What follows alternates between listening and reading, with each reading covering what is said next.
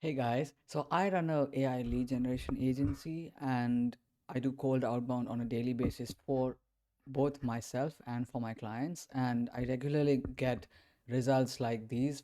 For example, 700 leads contacted, 2.5% reply rate, 27% positive, so 0.75% positive replies. In this case, 2000 leads contacted, 43 replies, which is 2.1% reply rate, and 17 positive, which is 0.8% positive reply.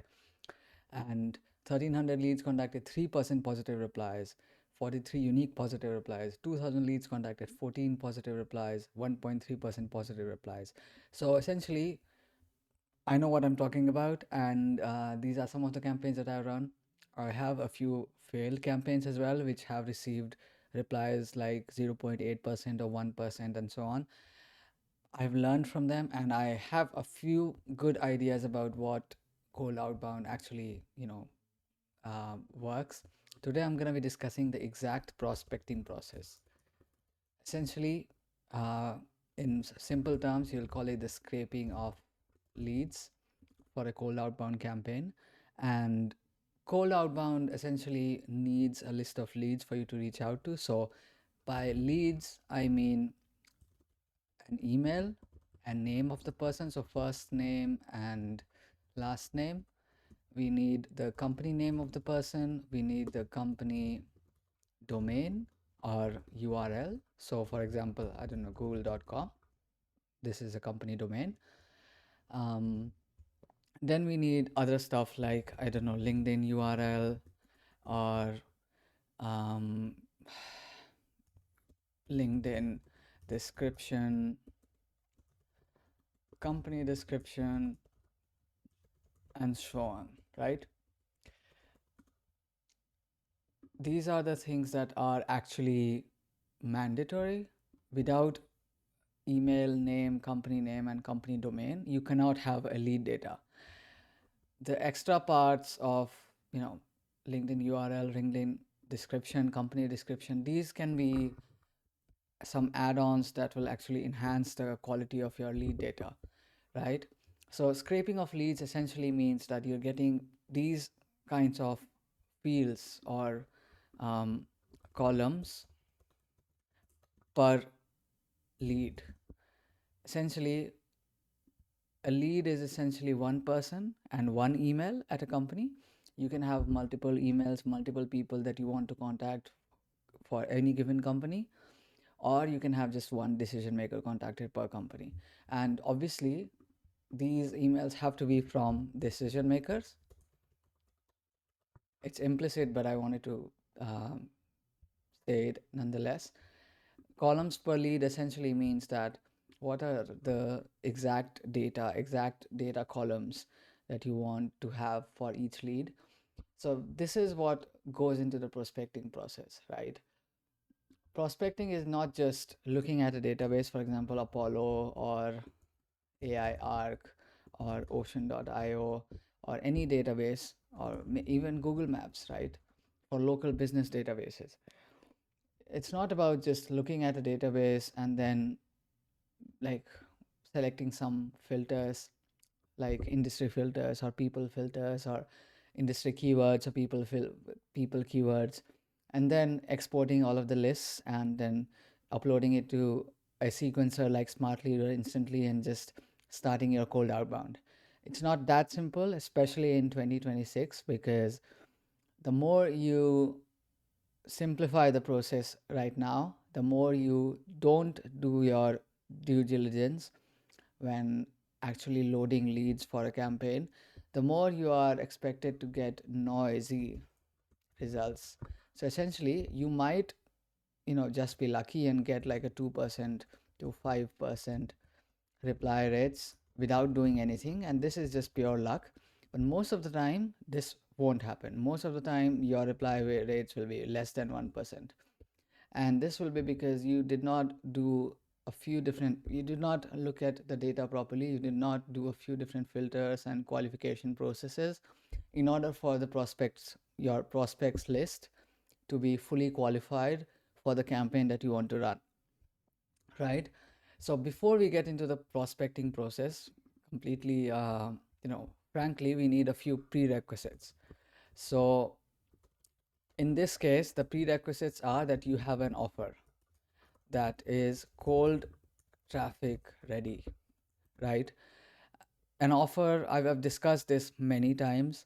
An offer is composed of three things. One is a good deliverable, the other is a short timeline, a competitive timeline. Essentially, if you look at industry data and what others in your target market are offering, you need it to be competitive, and, in a same time or a less time, preferably, and you need a risk reversal or a guarantee, right? So once you have those three, you have an offer that is cold traffic ready. Essentially, you'll be contacting people who do not know you. So that's why your offer needs to be so simple and so no-brainer that they are compelled to reply. And that's how you book calls, and that's how you close clients through cold outbound and AI lead generation, right? That's the whole gist of it. So these are the prerequisites, an offer that is cold traffic ready. And the second thing is, you know how to route, you know what kind of copy you want to test, right?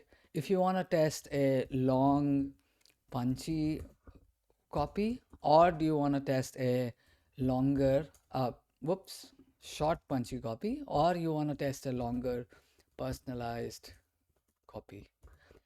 Depending on your skill with copywriting and how much experience you have reaching out to that particular market or industry, you can opt for any one of these. In general, if you're new to a market, you will start with testing both of these on one campaign or different offers or different campaigns. Typically, I try to test one offer per campaign, and in that campaign, I might have like 2 to 3 email variations, right? Let me put this a little bit here. You can see it, right? Yes. So whenever I start working with a new client, or want to reach out to their prospects, I do not know much about that market, right? If I do know about that market, I'll just use a past campaign and past results and past advice and past feedback from the market to actually construct offers and immediately scale it up. But if I'm not familiar with the market, I will try to run at least 2 to 3 offers or campaigns. That means 2 to 3 email variations per campaign. So in total, I'll be running about 4 to 6 email variation emails, types of emails, right?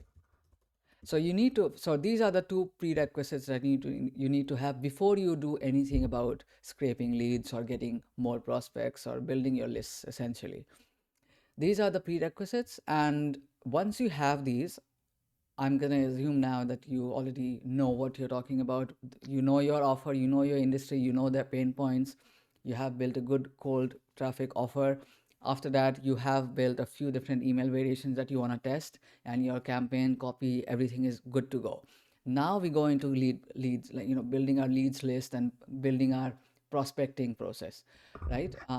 So the prospecting is essentially a few step process. I haven't really counted, but let's discuss this in detail. The first step is essentially scraping with filters, let's say relevant filters, right? The second step is also, we'll go into detail for each of these. Scraping with relevant filters. The second step is qualifying the customer avatar, or some people on YouTube also call it ICPs. These are very random terms made up by random people on the internet. These did not exist. These are not terms that actual people actual have been defined somewhere in some kind of marketing dogma, and then it has been carried over through ancient ancient times. These have been defined quite recently by marketing people who have started talking about stuff like go to market and ICPs and customer avatars and so on. So I prefer to say it as a customer avatar, because this clearly defines, and you can already get an idea that what a customer avatar is, right? Customer avatar is a specific person with a specific problem and who will respond positively to an offer that you're constructing, right, to solve that problem. So customer avatar, people also call it ICP, if you're familiar with that. If you're not, don't worry about it. Customer avatar is fine. So you need to qualify the customer avatar. That's second step. The third step is enrichment. So the emails that you have are well and good. The emails, the decision makers that you do not have, you will be enriching them as by any means possible, and we'll discuss all of the means that we have at our disposal. Finally, we'll have verification, and finally we'll be loading them. Finally, we'll be filtering into draft campaign. So I think we divided properly here. 5 steps, yes. So for prospecting, uh, the sun is on my face now, and there's nothing I can do about it, but I do like it. So let's continue. So the first step is scraping with relevant filters. So let me see if I can have an oval line here with red. And okay, don't seem to be able to increase the thickness of this, but that's fine. So scraping with relevant filters. So this is like the first step that almost everybody knows about, I think. So Apollo, or any database, any leads database that you already know about, and you know that it contains relevant industry data, you need to be sure about that first, right? You need to be sure where your prospects are located. If it's an local, local business, for example healthcare clinics, those will mostly be outside of Apollo and other B2B databases. The main source for those kinds of data will be Google Maps. So you'll have like many different sources of scraping Google Maps, like Outscraper, um, or you can use certain stuff like Instant Data Scraper. This is a Chrome extension, right? You can also use Apollo or any B2B databases like AIArc or Ocean.io or Prospeo or stuff like that. But they will have a little bit more noisy and limited data. For the freshest, for the most fresh data for any local business, you have to scrape Google Maps, and you can do it with different sources like these two that come to my mind. So the first thing that you have to do is like essentially assign filters to this leads database and get your leads list. So for example, let's say you want to reach out to 10,000 prospects this month, right? It's a very low volume, but we're gonna do it anyway. For this example, 10,000 is fine. It makes the math easy for me. I don't want to just keep searching Google for like weird percentage numbers when I can just use a round number instead to do easy math. So, so 10,000 prospects this month. You'll be assigning filters like industry keywords. You'll be assigning filters like headcount of the company, and you'll be assigning any other keywords like revenue range, or how many months or years this person has been at their job, or change in leadership. Or if you're targeting, for example, SaaS companies, you can also have funding data. So I don't know, Series A plus companies only. For example, if you are searching for only funded startups, you can use filters like these. So essentially, you'll be assigning filters to one of these leads databases and getting your prospects, at least 10,000 prospects from this. And the problem here is, if you get exactly 10,000 people from this, you won't be left with, after we follow through with these 5 steps, right? You won't be left with 10K leads to reach out to at the end. So you need to scrape a little bit more. So instead of 10,000, we will be scraping 20,000 prospects in the first step, right? So whenever you go to Apollo and export, you will be scraping much more than you need, because after following all these 5 steps, you will be left with less leads. So you need to scrape more, and double the amount is a safe bet. You will have 10,000 at the end, probably a little bit more, but that's okay, right? More is okay, less is not okay, at least in my opinion. That's the way I operate. So 10,000 20,000 prospects to scrape, that's done. Number one is done. Okay, number two is qualifying. Okay, where did the oval go? This is a very weird way of saying which steps done, but no matter. So the second step is qualifying the customer avatar. So essentially, what you need to do here is, so let's say you have a list of 20,000 prospects, and these are not prospects, these are potential prospects. Why the word potential here? Because they may or may not be your ideal customer avatar, right? The problem here is that most of these B2B databases have, you know, incomplete or, you know, slightly skewed filters. Not skewered, skewed filters, right? The problem here is that many, if you're, for example, in my case, if you're exporting a list of agencies, um, marketing agencies, or PR agencies, or web design agencies, website agencies, or SEO agencies, or AI automation agencies, for example, if I try to export a list from Apollo or any other database, I apply all of the filters properly. I know that, I'm not making a mistake in the first step. Even with all of the correct filters, you'll still have noisy data. For example, you'll have construction companies mixed in just randomly, like people. Most of the tags that you see, when these leads databases actually get data, most of the tags are, sometimes, most of the time it's like self-assigned. So people, marketing people from their company, or the whoever is managing their LinkedIn profile, or listing their company on some database on the internet, they are assigning some tags and filters there, and sometimes it may be wrong, sometimes it may be right. So you'll have like weird companies sneaking in. For example, you might be getting bands. I have gotten names of band. I might get SaaS companies as well. So these are not my ICP, right? These are not the customer avatar that I want to be targeting when I'm actually targeting agencies.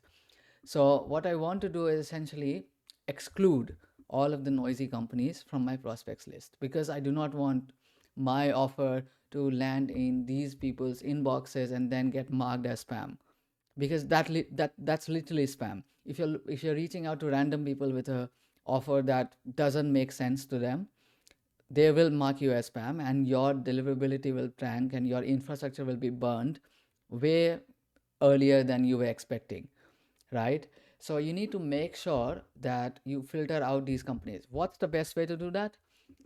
The best way to do that, in my opinion, is use something like Claude AI to build a industry filter. So what we do here is essentially use the column. So remember when we scraped leads, we had certain extra stuff, right? Extra stuff meaning LinkedIn description, company description. Remember this?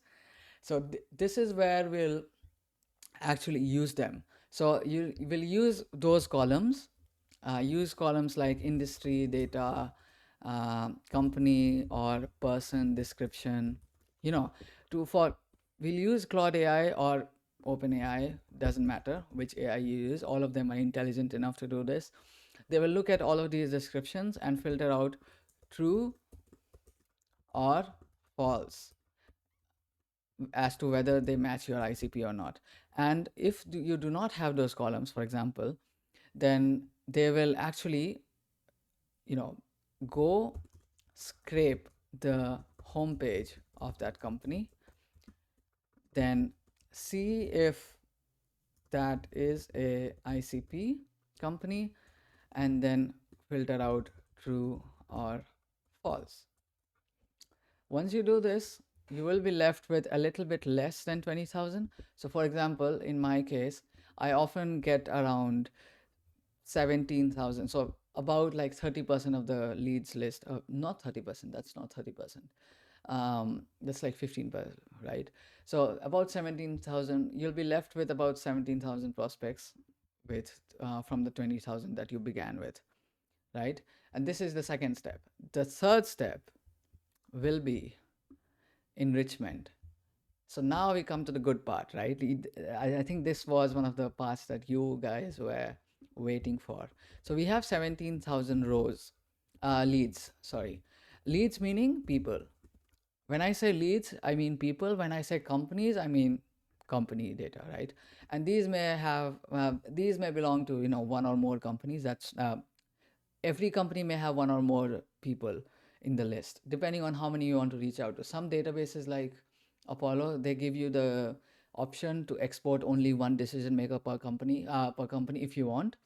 But I prefer, if your TAM is large enough, you can do that. Or if you want, you can do reach out to two prospects per company or three prospects per company, depending on what your needs are. So you have 17,000 people in your prospects list right now after steps one and two.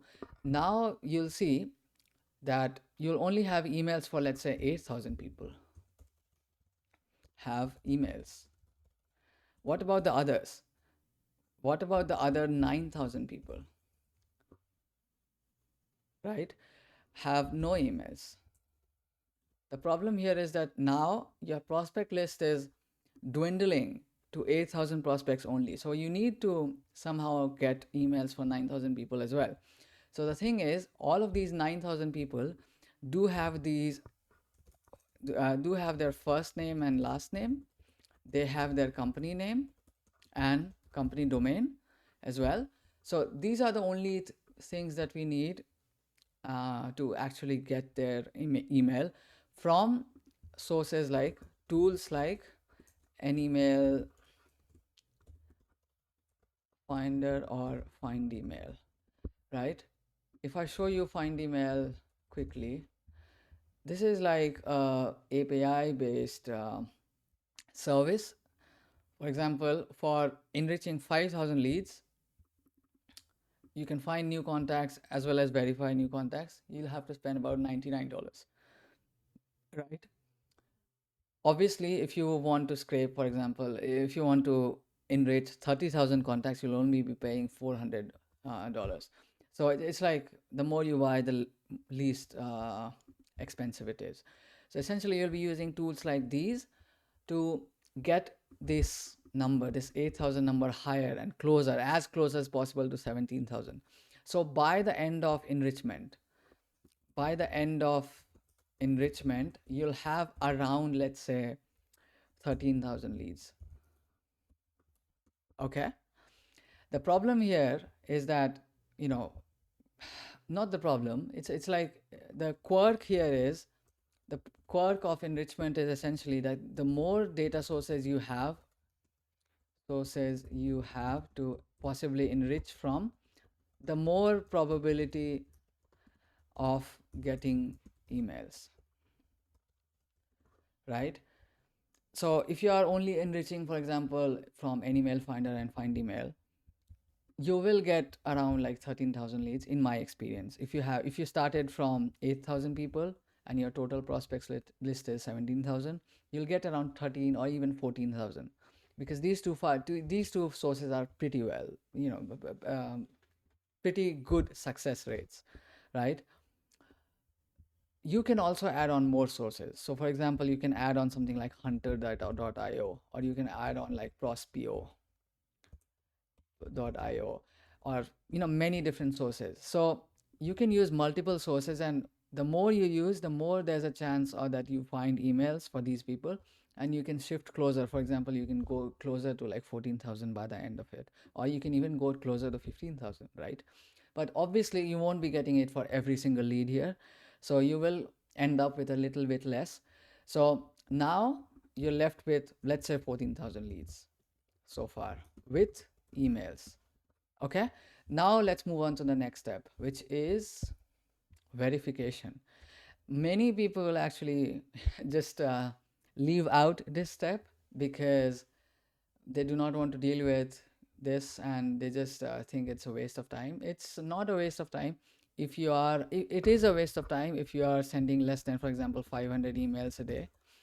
If you're sending anywhere from 500 to 1,000 or more, you have to do verification. Verification is essentially, certain tools like Find Email also has this. So you see these verifier credits, right? They have this separate system which I really like. 30,000 verifier credits. Essentially, you get 30,000 emails. There are 30,000 emails that you can verify every single month through that plan, right? One of the other thing is extremely million verifier. This is one of the other extremely good sources of email verification, and it's extremely cheap as well. So for 50K emails, you'll only be spending $89, and you'll only be spending for the verified emails. So risky emails are refunded.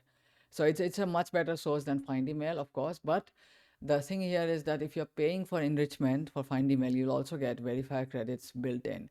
So it's like it's like a bonus. So you can use this, or you can use Million Verify, or you can use a waterfall and use first Find Email and then use Million Verifier and so on. So verification is necessary because you don't want to blow your deliverability infrastructure. You need to keep your bounce rates. So the emails which could not go out because the sender was not found, or there's also a concept called sender bounce, in which you're not able to actually send that email. So you need to keep your bounce rate less than 3%, I think. I always try to keep it less than 3%, especially for long, like bigger volumes. For example, if you're sending 10,000 emails, less than 3% bounce is still around 300 emails bounces. So you need to make sure that your bounce rate is less than 3% if you want your infrastructure to actually survive past 60-day mark or something. So after verification, you'll end up with even less leads, and that's normal. So you'll end up with, for example, 11,000 leads with verified emails, right? And this is where you land after step 4, which is verification.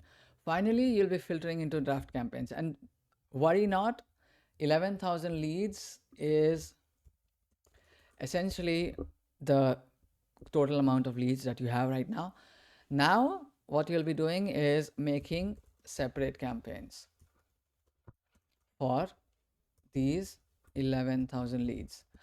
Why do you want to make separate campaigns? It depends on how many offers you're trying to test. For example, if you want to test 2 offers, you should make 2 campaigns, and within these 2 campaigns, you'll have at least 2 email variations to test, right? So you'll end up with 2 into 2, which is 4 total emails variations. Okay, and the thing here is that you can either have 2 offers and 2 campaigns to test. So and you can do that 50-50. So you'll be reaching out to about 5.5k leads with campaign 1 and 5.5k leads with campaign 2, right? Campaign 1 and campaign 2, right?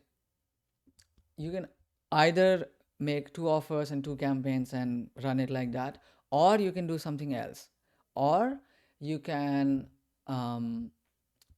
actually filter by certain other characteristics. For example, we haven't talked about personalization, so that's where this comes in. Filter by personalization. What is personalization? Personalization is making the email, first or second line of the email, or any line of the email. If you are a good copywriter, you can modify the entire email properly with variables. So filter by personalization is essentially, modifying the email copy by each lead or for each lead. and you want to make it extremely relevant for each lead. That's why you do personalization. And personalization can be done by, a few different things. For example, you can mention a case study on prospects page, right? And you'll only have to scrape company home pages for this case study, and you can use that case study for every single prospect that you're reaching out to for that company, right? So you only have to do API calls. For example, if you're using scraper tool or platform, for example, Firecrawl, whoops, yes, Firecrawl is essentially a amazing um, scraping platform. So it gives you 1000 credits per month, which is free. So you can scrape 1000 company websites just for free per month. If you want to be like doing more, you can do 8000 credits per month. It's like $52. This is extremely cheap. And if you want 10,000, for example, okay, this does not allow 10,000. If you want 100,000, it's like $138, which in the grand scheme of things, it's like nothing, right? So you can mention case study, you can mention something else, for example, industry keyword or industry avatar that they're reaching out to, and you can just mention that in order to sell your offer, right? And make it seem that you are just talking to that person, by mentioning something extremely relevant to them. You can scrape LinkedIn posts from them if they post on LinkedIn, and you've scraped from, for example, Sales Navigator. You can get their LinkedIn posts as well, and there's like some Apify scrapers. If I, whoops. So as you see here, I have Apify here, and for monthly billing, it's like $29, and you can scrape. You get $29 in credits, and you can essentially use any of the scrapers for Apify. So if I just close this, let's leave. If I go to Apify store, you'll see that you have so many different scrapers. You can scrape Google Maps, you can scrape something like Instagram profiles, contact details from other sources like clutch.co, which is, if you do view all, you can do lots of scraping through Goodreads scraper, Amazon scraper, Google News scraper, Instagram scraper, Facebook scraper, and so on. So you have lots of options with Apify. So similarly, you can use any data source depending on the industry that you're targeting to scrape some relevant data that you can personalize. So the thing is, we were talking about splitting, filtering campaigns, right? Making multiple campaigns to test out these 11,000 leads that we are left with, verified leads that we are left with, right? Um, once we do, once we actually do some personalization, obviously we will not be able to personalize each one of these 11,000 leads, right? So each one of these 11,000 leads will not have relevant case study or relevant industry avatar or LinkedIn post or something like that available for us to personalize. And let's say only 5,000 leads had a LinkedIn post that you could reference, right?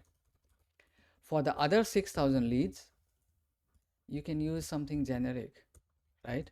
You can use a generic offer, you can use a generic personalization, right? And so the way you split campaigns is now based on whether you have a personalized email, a personalized offer, a personalized icebreaker to write in the email or not. So these are the two ways that I'll actually recommend that you split your leads list for testing different offers or testing different email variations, right? You can either test different offers immediately, or you can test according to personalization. So if you have it or do not have it, or if you are, for example, running like two different kinds of personalization, you can just do a 50-50 split instead and test those two personalization and see what works, right? Once you actually start sending, you have to remember here that like whatever worked in April will not work right now in June. So so you have to make sure that you keep testing different kinds of offers, and the data from the market will actually end up surprising you, because I have seen so many things that I thought would not work actually ends up working. So you have to keep testing, and that's actually the entire thing that I wanted to talk about. I think I've covered everything. Let me, for consistency purposes, draw an oval around this as well. And I know, extremely weird way to cross off every single item on our checklist here, but I hope this makes sense. I hope this is helpful for you. Let me know in the comments if you find this helpful, or if you have any new ideas for videos. I would love to show you more behind the scenes of how I run my agency and how I do cold outbound AI lead generation for both myself, my agency, and my clients. And yeah, subscribe if you haven't. I'm trying to post like literally every single day, and post more videos and more value packed videos. So please like and subscribe, and I will see you in the next video then. Bye.